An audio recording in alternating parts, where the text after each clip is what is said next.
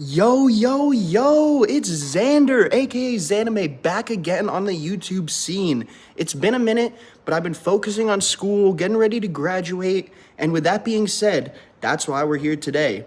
For one of my final papers that I wrote on East Harlem and the Puerto Rican community in East Harlem, I decided to do a creative component, making a video about how the three Insomniac Spider-Man games represent Spanish Harlem in comparison to the rest of downtown Manhattan. Before jumping into the video, I just wanted to acknowledge that, yes, I am wearing a Batman shirt while wearing this video. Sorry if that offends you. And second of all, I do have to say, I am a white man who has never lived in Harlem or New York, and I'm not Puerto Rican nor African American. And so there's only so much that I can understand about Miles Morales' experience as well as the people he's supposed to represent. So the claims made in this video are simply based off of the research that I have done on the community and the character. Let me begin by providing some context on the paper as well as the project as a whole. Throughout the paper, I discussed the many paradoxes of the Puerto Rican experience, specifically in East Harlem, with a major theme being representation. For decades, comic books have provided different cultures and groups around the world with their own representation in the form of superheroes.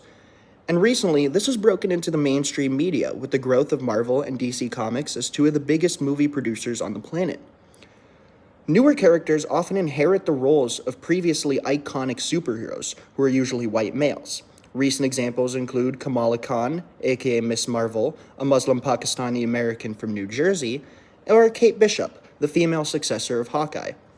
Latin America has also received far more attention on the big screen recently, with the release of Blue Beetle in 2023, as well as the Spider-Verse movies starring Miles Morales, which have been critically acclaimed. Morales comes from a very American family. His mom was born in Puerto Rico and moved to New York City, and his dad is African American, born and raised in Brooklyn, where Miles usually lives.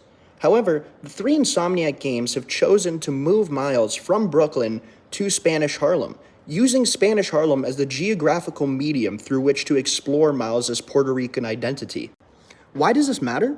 I already discussed the importance of representation to East Harlem and its citizens, and the three Insomniac Spider-Man games are widely regarded as the best depiction of New York City in video games. Although not a one-to-one representation, one of the best things about the game is the feel of New York City that you get when swinging through the open world of Manhattan, and it's only fair that that same feeling is recreated in Harlem. Let's begin by looking at Game 1, Spider-Man PS4, released in 2018. Game 1 focuses exclusively on Peter Parker as Spider-Man, and while it introduces Miles Morales as a side character, all the character development regarding Miles is focused on two things: the death of his father, which happens in the game, and him gaining Spider-Man powers, which we see in the epilogue. Therefore, the first Spider-Man game offers a baseline of how East Harlem is represented when one of the main characters isn't living there. Because there's no specific reason for them to focus on Harlem, as it has no real connection to Peter, this game shows how well it would be represented if Miles was not an important character to the game. As our introduction to the Insomniac universe, the first game begins with a hidden map, and players have to unlock Manhattan by traveling to different police stations throughout the city. In this video, I'm demonstrating the unlocking of Harlem, which reveals relatively few tasks compared to the other districts downtown. Most notably, Harlem lacks any landmarks. Landmarks are designated locations in the game that Peter has to take pictures of for his real job as a photographer. The only landmark in Harlem is in Central Harlem, and is the Bar with No Name, a fictional gathering spot for supervillains in the Marvel multiverse. In this game, landmarks are part of what makes the city feel so real, and there certainly feels like there's something lacking in the 2018 game's depiction of Harlem. Other than a slight change in building color and design, there's almost nothing distinct about Harlem. Even the NPCs are the same. Alright. Let's jump right into talking about the second game, Spider-Man Miles Morales. Spider-Man Miles Morales is a half-length game released between Spider-Man 1 and 2, and focuses exclusively on Miles, who officially started training with Peter as Spider-Man between games, as he's protecting the city while Peter is on vacation. In contrast to Spider-Man 1, Miles Morales instantly immerses us with the feeling of Harlem. Not a moment is wasted from the loading screen, and the developers took advantage of the lightning-fast loading times of the PS5 console to produce a fantastic opening scene. Spider-Man Miles Morales was one of the first games to come out on the PlayStation 5, and so not only was this game a much better representation of Harlem from the get-go, but it was also innovative in how developers used the PlayStation loading time in future games. In the following clip, keep in mind how several improvements have already been made over the things I was just discussing in the previous clip.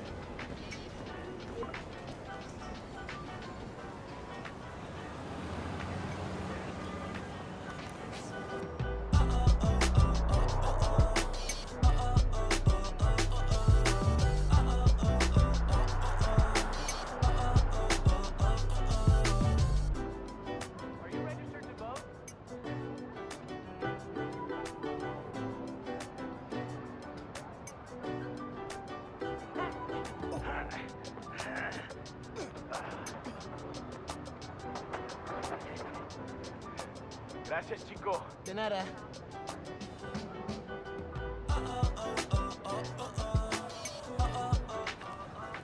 That is so cool.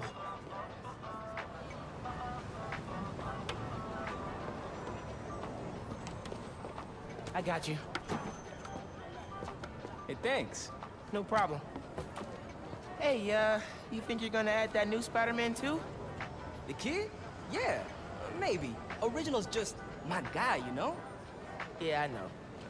Hey, is Teo's Bodega around here? Yeah, bright yellow sign down the block. Can't miss it.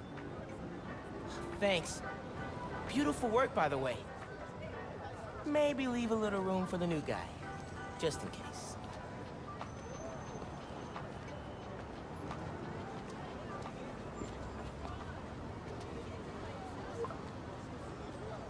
The convoy. Immediately, the use of the subway to start the game adds to that New York City feeling, and it's a cool decision to experience Miles' new life in his neighborhood before we see anything from Spider-Man's point of view. Miles just moved to the area recently, but he's already interacting with community members, in Spanish as well. The game also emphasizes the importance of street art, something that can be found throughout the city, but is especially one of the highlights of Spanish Harlem. The inclusion of neighborhood-unique stores and names that incorporate Puerto Rican culture is another one of the biggest improvements made to the Spanish Harlem neighborhood between games. Teo's Bodega is a local bodega run by Teo, who knows Miles by name and has a cat named Spider-Man, who on occasion will help Miles fight crime from his backpack. Bodegas are an integral part of New York City and really adds to the feel of the neighborhood compared to the first game, in which Teo's Bodega or any of these Puerto Rico-specific or East Harlem-specific stores simply don't exist. One of the most important moments from that clip, however, is the inclusion of Rio Morales' campaign for city council. This campaign does three major things that I'm going to discuss. First of all, Rio was born in Puerto Rico, and so her campaign in this story shows that Puerto Ricans are Americans and have just as many rights as people born on the mainland. Secondly, in my paper, I discussed how one of the gripes Puerto Ricans had is that there were 0 Puerto Rican members on the city council of East Harlem. I don't know if that was something that the developers knew about, but this certainly addresses that issue. Lastly, in regards to the story, Rio is campaigning against the major company Roxxon, who is undergoing dangerous testing in Harlem during the game. This is also accurate because it represents how major companies take advantage of marginalized and minority populations, something that is certainly happening in East Harlem. Another major change to the neighborhood of East Harlem and Miles Morales is the addition of Miles' apartment, seen here. Usually, one can use the building as a fast travel location, but at certain occasions in the story, you can go inside, where Miles mentions that it used to be his grandmother's house, reinforcing the common practice of moving in to places where one already has family connections, something that was certainly done in East Harlem and something that I talk about in my paper.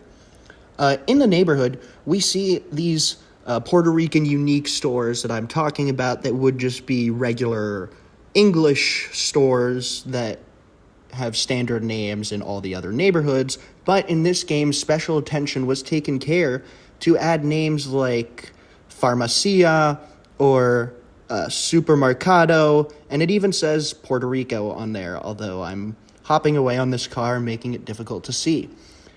The immediate addition of this neighborhood feel right to Miles's house is very important, and if you go there in the first game, because the location does exist, you'll find absolutely none of this stuff in the neighborhood. It will just be a bland, generic neighborhood in Harlem.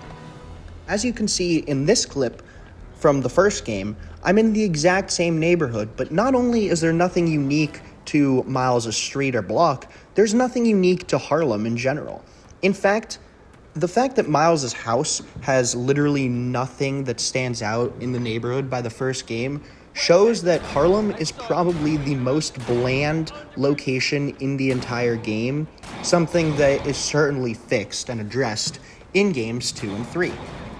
Overall, the game Miles Morales does a much better job representing Spanish Harlem. I would argue that this can be broken down into two main theaters or settings. The first being the story setting, where Miles' moving to Spanish Harlem, as well as his interactions with the community and neighborhood, shape his growth as he starts volunteering for the local homeless shelter and is looking to grow himself as a person. The second theater is simply the geographical setting, with both the buildings as well as the non-playable characters actually giving a feel like we're in Harlem and not just like we're in the one zone of Manhattan that doesn't really matter to the story. That's the feel that we got in the first game, and it is totally different in this one. From the stores, like I mentioned, to the people who are actually representative of the Harlem population and will even speak Spanish on occasion with Miles on the side of the street as opposed to English. These small Easter eggs are enough to tremendously improve the neighborhood of Spanish Harlem in the game, as we're not really expecting every single thing to be accurate, so these small things are huge. Alright, time to bring this video home. Let's talk about Spider-Man 2, released in 2023. This game added the boroughs of Brooklyn and Queens, therefore diluting Manhattan, but also making it more unique in the overall setting. Because of the addition of these two new boroughs, as well as many gameplay additions to the new game, the geographical differences between Manhattan are less than maybe between the first and Miles Morales. This shows that the addition of Miles Morales as a character and the focus on him is a tremendous reason for why Spanish Harlem is shown with accuracy in the game. When Miles isn't the focal point of the story, the developers treat Harlem like simply the least known part about New York, which can be thrown together in less time because there's no landmarks and nothing that people will recognize as false. While Spider-Man 2 makes tremendous improvements upon both previous games in many areas, the representation of Spanish Harlem is frankly lackluster compared to the game focusing exclusively on Miles.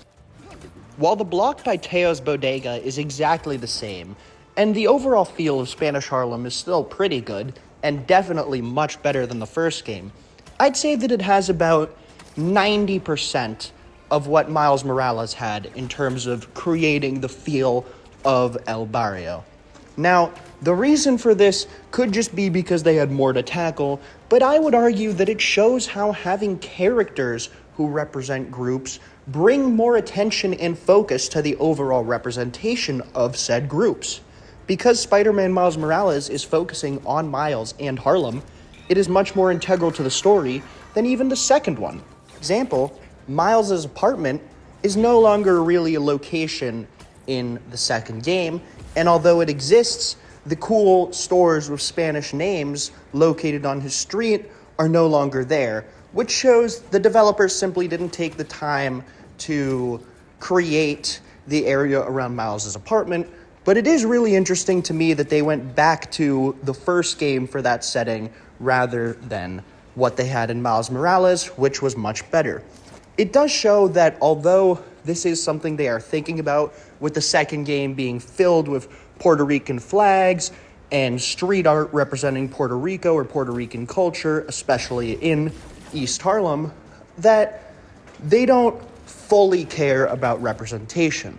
While it is a minor thing, it's not the focal point. Despite the decision to omit Miles' apartment and the surrounding block being very weird, the second game still does a very good job representing Eastern Harlem relative to the other neighborhoods portrayed in the game.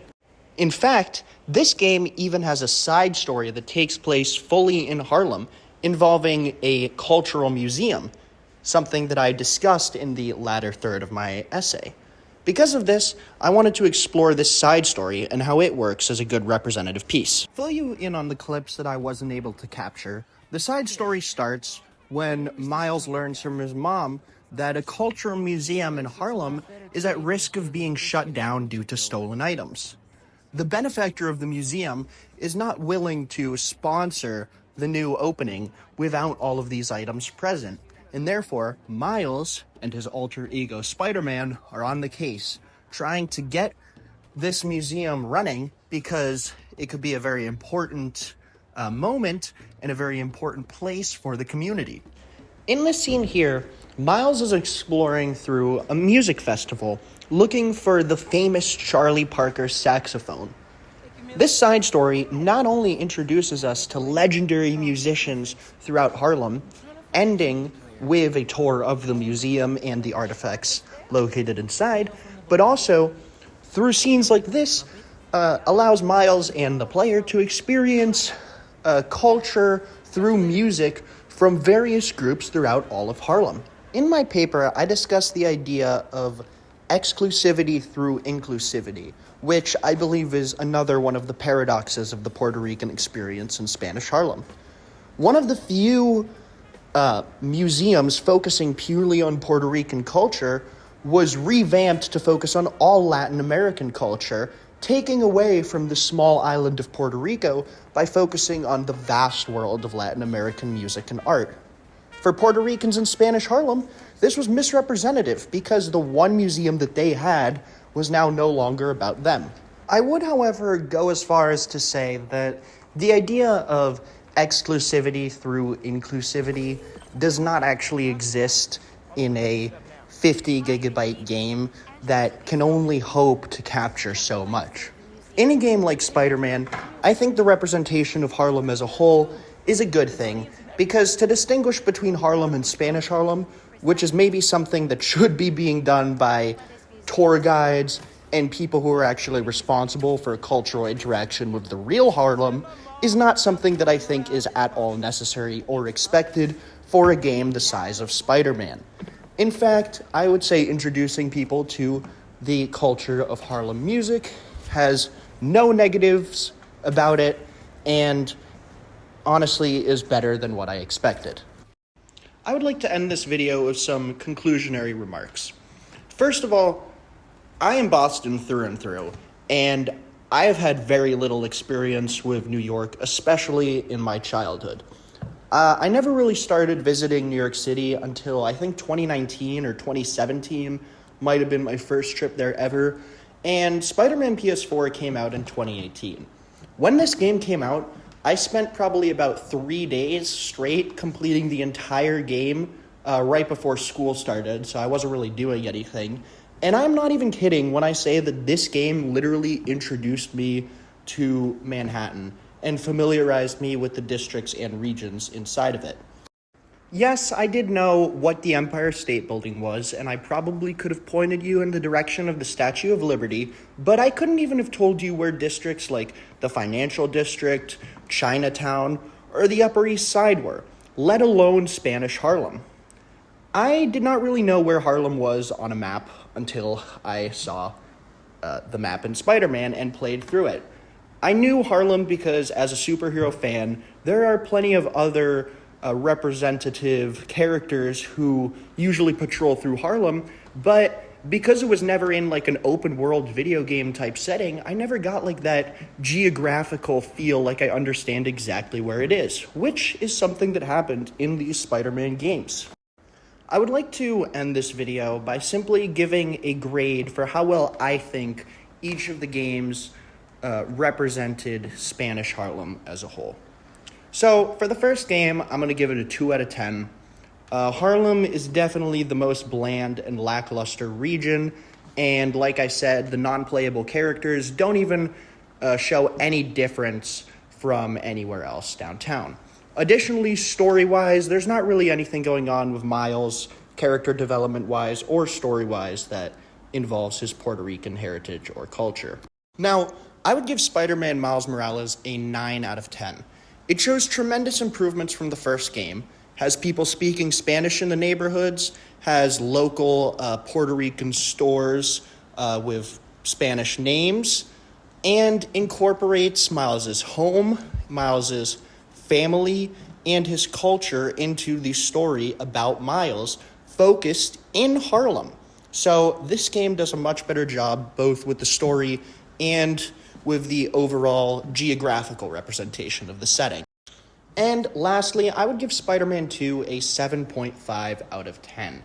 Now, this game does a good job, and a much better job than the first game, but there are some omissions from Miles Morales that weren't in Spider-Man, like the block around Miles' apartment, which is something that I didn't understand.